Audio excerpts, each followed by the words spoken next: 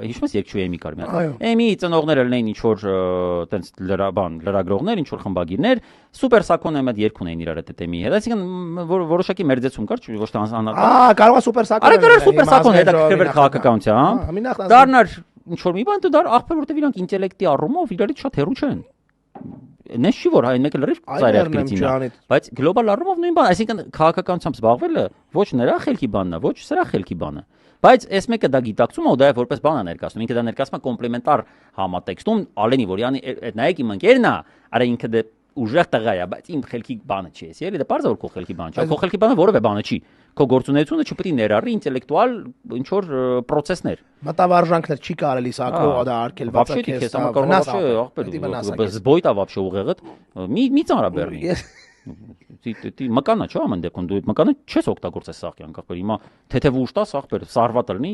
պրոբլեմ տարակցանի